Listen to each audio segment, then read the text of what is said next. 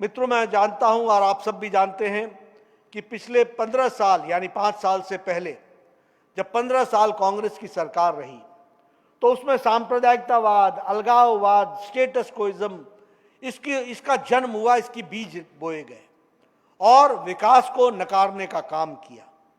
लेकिन हम सब ये भी जानते हैं कि उस समय भ्रष्टाचार के नए नए नमूने हमारे सामने आए, नए नए किस्म की दुकानें खुल गईं और भ्रष्टाचार के प्रैक्टिसेस के साथ साथ, जिसको कहते हैं हर चीज में भ्रष्टाचार, रिक्रूटमेंट में भ्रष्टाचार, विकास में कमीशन, मिशन कोई नहीं, कमीशन पूरे का पूरा, इस काम को लेकर के वो चलते रहे।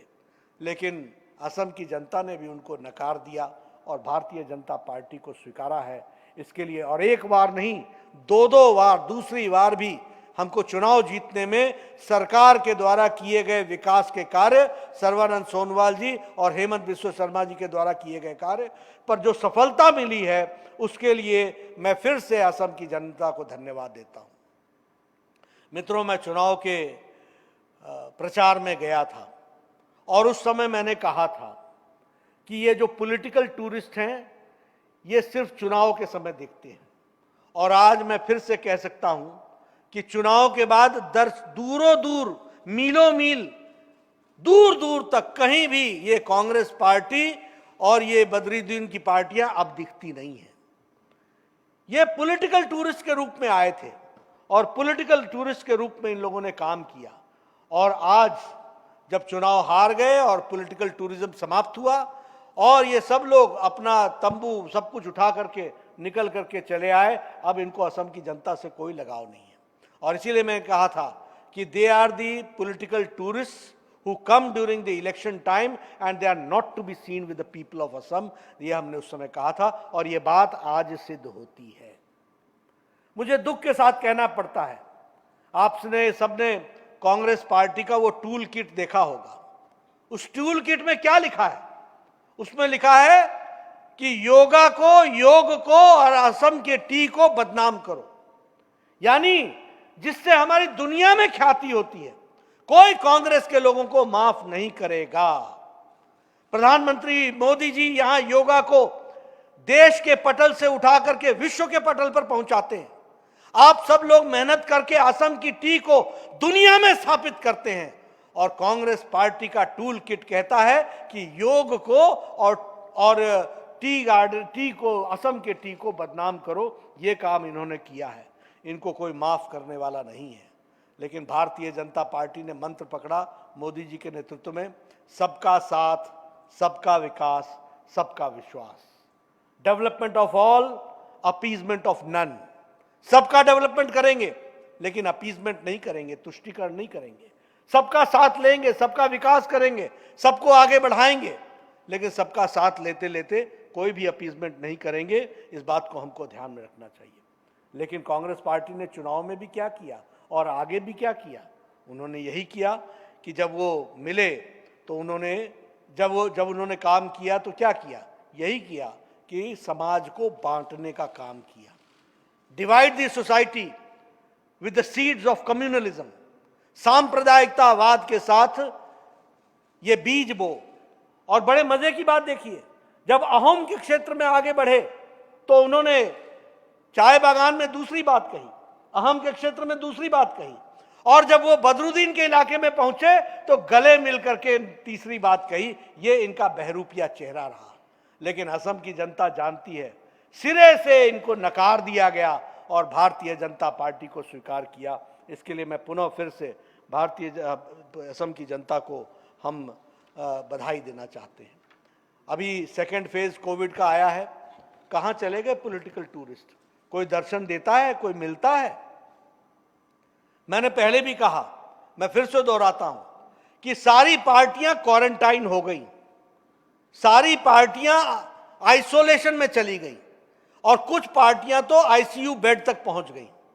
ये भारतीय जनता पार्टी ही है और ये भारतीय जनता पार्टी का कार्यकर्ता ही है जो लाखों और करोड़ों की संख्या में अपने जान को जोखिम में डाल करके समाज के लिए काम में जुटा है और कोविड की जो दूसरी वेव था उसमें लड़ाई लड़ी है।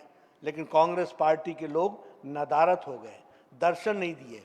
इनको सिर्फ चुनाव लड़ने आता है, चुनाव के बाद ये सब कुछ अपना सारा तंबू तुंबू उठा करके चल देते हैं। लेकिन भारतीय जनता पार्टी एक ऐसी पार्टी है जिसका एक सामाजिक पक्ष भी है। हम चुनाव लड़ते हैं, चुनाव लड़ने की तैयारी भी करते हैं, चुनाव जीतते भी हैं, लेकिन जीतने के बाद समाज की सेवा में जुट जाते हैं। हमारा सामाजिक पक्ष है। पार्टी के नेता हेमंत बिस्वा शर्मा जी के नेतृत्व में असम में हमारे असम की जनता को ताकत देने के लिए और मजबूती के साथ आगे बढ़ने के लिए जुट पड़ी है। तो असम के कार्यकर्ता भी लाखों की संख्या में सामाजिक पक्ष को ध्यान में रखते हुए सेवा ही संगठन चला करके वह संगठन के माध्यम से असम की जनता के सेवा के लिए निकल पड़े हैं। इस बात को हमको समझना चाहिए। लेकिन बाकी पार्टियां जिस तरीके से ये सारी चीजों के बीच में राजनीति करती हैं, उसको हमको एक्सपोज करना है। मैं चाहूंगा कि भवेश कलिता जी इन विषयों के बारे में बार बार बोलें, उनको लोगों को बताएं कि कैसे कांग्रेस पार्टी चुनाव के दौरान आती है और चुनाव के बाद लुप्त हो जाती है, गायब हो जाती है। ये और इनके नेता ये या तो ट्विटर हैंडल पर दिखते हैं या टीवी स्क्रीन पर दिखते हैं प्रेस कॉन्फ्रेंस करते हुए, जनता में नहीं मिलते। और हमारे हेमंत बिस्वा शर्मा जनता के बीच में जाकर के कोविड के दूसरे वेव में और इनके सारे मंत्री और सारी पार्टी साथ लग करके काम में जुटती है। ये भारतीय जनता पार्टी का पक्ष है। इसको हमको रखना चाहिए, इसको हमको बारंबार बताना चाहिए। ऑक्सीजन की कमी हुई, हम सब जानते हैं, किसी को मालूम नहीं था कि सेकेंड वेव में इतनी तीव्र गति से ऑक्सीजन की जरूरत पड़ेगी। लेकिन प्रधानमंत्री मोदी जी ने एक सप्ताह के अंदर सारे ऑक्सीजन की कमी को दूर किया है। इस बात को हमको समझना चाहिए। पिछले साल हम 300 मैट्रिक टन ऑक्सीजन बनाया करते थे, प्रोड्यूस करते थे। इस साल अप्रैल महीने में जब ऑक्सीजन की कमी आई तो हमारे ऑक्सीजन बनाने की कैपेसिटी उस समय 900 मैट्रिक टन थी। और एक सप्ताह के अंदर ये ऑक्सीजन में पेट्रोलियम मिनिस्ट्री, फर्टिलाइजर मिनिस्ट्री और स्टील मिनिस्ट्री ने मिलकर के इसी ऑक्सीजन को 9,440 मैट्रिक टन तक पहुंचा दिया एक सप्ताह के अंदर। और इतना ही नहीं, जल से, थल से, नभ से, आकाश में वायुयान के माध्यम से, एयरक्राफ्ट के माध्यम से, जल में शिप के माध्यम से, और इसके साथ साथ थल में ऑक्सीजन एक्सप्रेस चला करके ये सारे के सारे गैस के अपने ऑक्सीजन के सिलेंडर को यथास्थान पहुंचाने का काम एक सप्ताह के अंदर नरेंद्र मोदी जी के नेतृत्व में किया है। इसको हमको समझना चाहिए।